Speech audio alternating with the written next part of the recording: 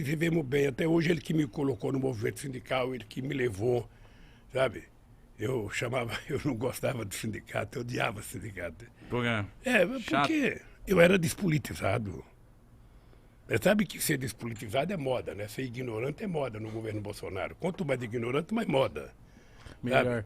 É, Quanto mais, melhor. Mas é isso que eu ia te perguntar. Por exemplo, eu vim de uma frota, Uma safra? de uma safra de pessoas que vem daquela coisa assim, mano, política não se discute, não quero saber dessas porra, é tudo um bando de safado, não quero saber de porra nenhuma. Então, ultimamente, por causa do meu trabalho, eu tenho que me informar, eu tenho que aprender. Mas só que eu vim com isso na minha cabeça, de não quero saber de nada, não quero discutir, vai com esse papo chato pra lá. Por que você acha que no Brasil tem muitas pessoas que têm esse posicionamento de tipo assim, mano, eu não quero saber nem do Lula, nem do Bolsonaro, nem de ninguém. E aí acaba que a pessoa não serve pra nada também, né? Se ela não se posicionar e etc. Ô, Mitica, eu vou te contar uma história minha. Em 1978, eu comecei a ficar famoso porque nós fizemos as primeiras greves dos metalúrgicos no ABC. Eram greves, sabe? Primeiro foi greve por fábrica, depois nós fizemos greve. Nós fazíamos assembleia no estádio com 100 mil pessoas. Era muita coisa. Então, aí o pessoal começou a me convidar para ir para a política. E eu dizia assim, eu achava que eu era inteligente, eu dizia assim, eu não gosto de política e não gosto de quem gosta de política. Eu achava que era o máximo. A imprensa batia palma, eu saía na primeira página dos jornais, finalmente surgiu um operário que não gosta de política, ele não quer o poder, ele só quer melhorar um pouquinho o salário dele e tal. Aí, cara, foi passando 3, 4 meses, eu estava na rua fazendo campanha, sabe para quem? Pro Fernando Henrique Cardoso. Por quê? Porque ele era candidato ao Senado, sabe? Ele disputava com o Montoro e com o Cláudio Lembo.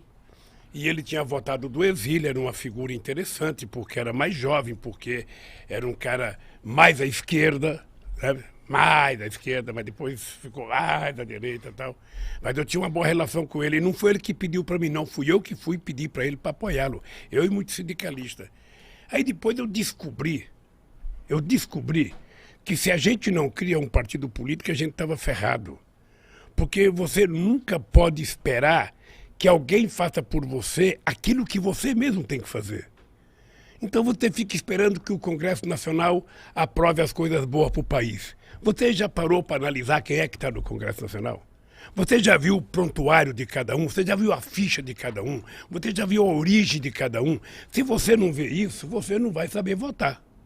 Se você não vê, você vai votar equivocadamente. É como se você fosse colocar uma raposa no seu galinheiro achando que a raposa vai engordar as galinhas. Não vai, vai comer as galinhas. Então eu descobri que era preciso fazer um partido. Descobri porque eu fui no Congresso brigar para não aprovar uma lei. E quando eu cheguei lá, eu percebi que não tinha nenhum trabalhador.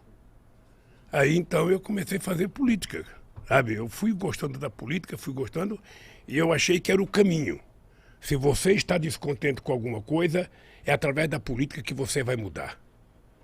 Sabe? Então você tem que participar, você tem que saber como participar. Sabe? E quando eu digo isso, ô Mitica, eu digo o seguinte, veja, eu não acho que um artista, eu não acho que um cara tem que dizer eu voto em fulano, não tem que dizer nada, ele tem que ser profissional, fazer o programa dele, dizer o que ele bem entender. Ele é político na hora que ele vai votar, a não ser que ele queira assumir publicamente a tarefa. E eu então fui. E depois, você pensa que eu imaginei ser candidato a vereador uma vez? Nunca me passou pela cabeça. Mas quem te incentivou de você virar um candidato a vereador? Veja, eu não fui vereador. Eu fui candidato a deputado a governador de São Paulo em 82. Eu, Franco Montoro, Reinaldo de Barros, Cláudio, Jânio Quadros. Era assim, eu fui candidato, eu pensei que eu ia ganhar as eleições. Cara, eu estava famoso por causa das greves. Eu estava famoso. Eu ia pro interior de São Paulo, era gente na rua aqui. As pessoas não imaginavam como é que eu juntava tanta gente na rua. Eu dava autógrafo. Tinha um livro que foi lançado meu chamado Lula, Entrevistas e Discursos. Eu descia do palanque, lá tinha que dar autógrafo, sabe? Eu pensei que eu ia ganhar as eleições. Puta merda, só tive 10% dos votos. Fiquei Em quarto lugar. Perdi até do Jânio Quadros. Mas de primeira? Mas eu achei que eu Tava ia ganhar. convicto. O comício do encerramento da campanha no Pacaembu. Você não tem noção a quantidade de gente. Que ano que era, Lula? 82. 1982. Você não tinha nem nascido, cara. Não. Até não tinha nem nascido. Não tava. Aí eu fui lá e aquela multidão de gente, sabe? Falou, Eu já falava, era meu. Porra, vou ganhar as eleições. Já me via como governador. Sabe? Aí fiquei em quarto lugar. Uma frustração. Você não tem noção da frustração. Eu até pensei em parar. Aí quando foi em 85, eu fui para Cuba. Eu conheci o Fidel. Aí fui lá visitar o Gente Fidel. boa? Hein? Gente boa? Gente boa. Aí começamos a conversar sobre política. Aí eu falei, Fidel, eu estou pensando em parar porque eu pensei que eu ia ganhar, não ganhei, eu só tive, 10% do voto. Ele falou, quanto que é 10% do voto? Eu falei, 1.254.000 votos. Ele falou assim para mim, ô Lula, não existe na história da humanidade nenhum operário metalúrgico que já teve 1.254.000 votos, cara. Você teve uma puta de uma votação, para com esse negócio de que você foi derrotado. Não tem. Aí eu falei, pô, sou bom. O Fidel falou, então... Então foi muito bom, porque isso me deu coragem de entrar na política, eu fui aprendendo. Era muito chato, porque eu imaginava que todo trabalhador ia votar em mim. Eu falava, bom, eu sou trabalhador, sou do Partido dos Trabalhadores, todo trabalhador vai votar em mim. Puta, eu ficava nervoso, mais nervoso. Eu ia fazer comício nas estradas, chegava, nos corta, a classe média, apoiava a gente, batia palma, nas universidades, todo mundo. Mas quando eu passava nos caras que estavam colhendo algodão, cortando cana, aí eu ia fazer passeata aqui em São Paulo, no centro de São Paulo. Aí quando tinha um trabalhador trabalhando numa construção na Casa Civil, todo mundo, Lula, um trabalhador. Aí já mandava eu levantava a mão, cara. Mas por que você acha que você não era popular com os trabalhadores nessa época? Não, é porque é o seguinte, o povo não tinha o hábito de fazer política. Política era uma coisa estranha. Esse é um país em que demorou. A mulher só foi ter o seu primeiro voto em 1934, porque ganhou na justiça. Esse é um país que só votava dono de proprietário de terra, gente alfabetizada e gente que tinha conta até de 200 mil réis. Pobre, analfabeto e peão de fábrica, jamais votava. Aí o pessoal também falava, pô, esse Lula é um analfabeto igual eu, porra, por que eu vou votar nele? Ele não tem condições. Aí eu descobri que leva tempo, viu, Gão? Leva tempo de você convencer as pessoas das coisas. Aí é um trabalho de muito debate, de muita discussão. Quando eu passo num lugar que eu vejo um cara ser contra a política, eu não acho ruim. Eu fico só imaginando que informação que ele recebe todo santo dia. Porque eu tenho uma coisa que eu falo para a juventude o seguinte, olha, Igão, você pode não gostar de política. Tá? Você pode dizer, eu não gosto de política, política é tudo ladrão, Lula é ladrão, Haddad é ladrão, Fernando Henrique Cardoso é ladrão, Bolsonaro é ladrão, Dória é ladrão. Você pode dizer tudo o que você quiser. Mas mesmo você pensando assim, você pensa o melhor para o seu país, você pensa o melhor para o seu povo, você pensa o melhor para você. Então, se você acha que todo mundo não presta, você tem que decidir escolher um cara que presta. E esse cara que presta não é os outros, é você, cara. Então, coloca o político que você tem dentro de você para fora e seja você o político decente, porreta, que você quer. Não tem outro jeito. Você não pode querer que eu seja a pessoa que você quer que eu seja. Não, eu sou eu.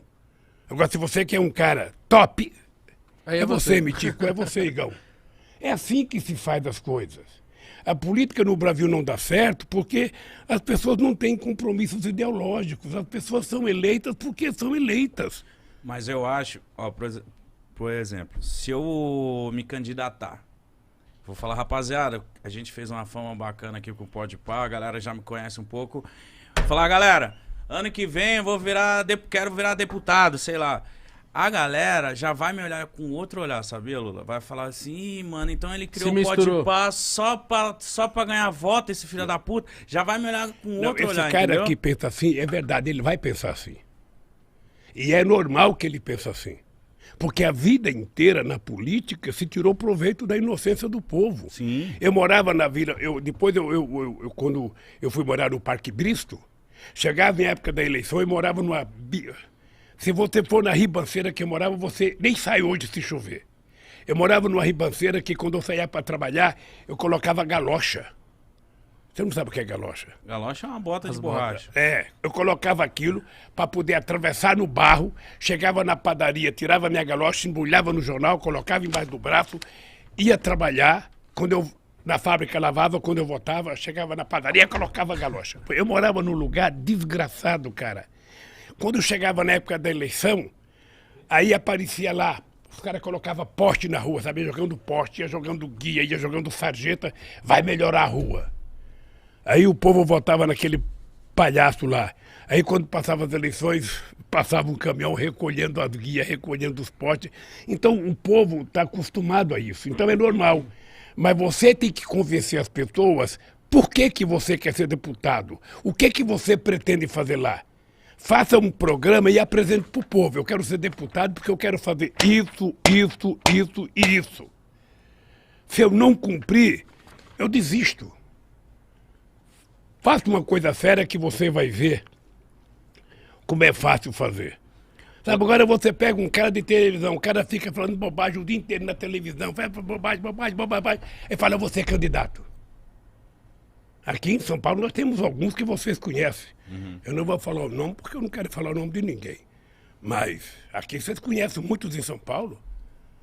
Aqui tinha programa de rádio de cara famoso, sabe? Afonado Jazade, Gil Gomes, isso acho que não existe mais. Sabe? Que passava um ano, fazia sucesso, todo mundo era candidato. O que fizeram como deputado? Nada. Então você tem que exigir compromisso. Se você quiser um dia ser candidato, não seja candidato porque você quer ser deputado. Você tem que ser candidato porque você tem alguma coisa que você acha que é sério para fazer. E você tem que colocar isso no papel e mostrar para o povo, olha, eu quero fazer tal coisa. Sabe, por exemplo, se não tiver compromisso, aí você elege só fazendeiro, você elege só empresário. Ninguém coloca que é fazendeiro para ser candidato, ninguém coloca lá, vote no Igão, sabe, fazendeiro, ninguém vai votar. Aí você vai colocar, vote no Igão, um cara, sabe, contador, advogado, sabe, Youtuber. um youtuber. Aí ninguém vota, não. Mas não sabe o que você pensa ideologicamente. Sim. É preciso a pessoa dizer o que pensa, Sim. de que lado ele está, quem que ele vai defender. Esse dia eu vi uma coisa fantástica. O quê? Uma catadora de papel em Brasília. Aí eu fui fazer uma reunião com os catadores de materiais recicláveis. E aí uma mulher falou assim, ó, presidente Lula, eu fui num debate, e aí uma mulher perguntou para mim, o que é ser de esquerda ou de direita? Ela falou assim, muito simples. De direita é quem defende o rico. De esquerda é quem defende os pobres. Pronto. Está resolvido o meu problema. E não está errada. E esse é o dado concreto. Sabe? Esse é o dado concreto. A direita ela defende o patrimônio, a direita defende o seu status quo. Sabe? Ninguém está preocupado com a desigualdade. Você acha que é normal, ô Mitico, você acha que é normal? O mundo produz mais alimento do que o povo pode consumir. Muito mais alimento. Sabe? Por que tem 800 milhões de pessoas passando fome? Por que aqui no Brasil tem 19 milhões de pessoas passando fome quando nós acabamos com a fome em 2012? A ONU reconheceu. A ONU reconheceu que não tinha mais fome. Então é o seguinte, é porque as pessoas não têm compromisso, não é porque falta comida, falta dinheiro para as pessoas comprarem. Falta dinheiro. Se você der um pouquinho de dinheiro, as pessoas vão comprar. Agora, quando nós criamos o Bolsa Família, o que a elite brasileira falava? Ah, o Lula está criando vagabundo, o Lula está criando o exército de desempregado, essas pessoas não querem mais trabalhar, essas pessoas só querem agora fazer filho para poder ganhar mais. Sabe o que acontece? É a falta de crença no povo pobre. É a falta de respeito às pessoas pobres, porque todo mundo acha que pobre é imbecil, é ignorante. E tá cheio de gente que acha que o cara é pobre porque ele quer. Ah, o cara é pobre, o Igão é pobre porque ele quer, não. O Igão é pobre porque ele não pode ser melhor. Porque se ele pudesse, ele ganhava mais. Se ele pudesse, ele, sabe, fazia muito mais coisa. Porque o ser humano, ele quer ascender na vida social. Ele quer crescer. Ele quer evoluir. Sabe, ninguém quer comprar um carro velho, quer comprar um carro novo. Não é isso? E bom. E bom, e bom. Sabe? A gente não quer ir numa praia poluída, quer numa melhor. Só que as melhores, às vezes, não chega para nós. Então, o que acontece? O cara que for entrar na política, ele tem que pensar isso. Ele tem que pensar um partido que tem um programa. O partido tem que ter um programa, o partido tem que ter, sabe, uma carta de princípio, uma carta de compromisso com a sociedade. Para que eu quero um partido político? Para que eu quero um partido político? Sabe? Então, se você não tem essas coisas, fica muito difícil.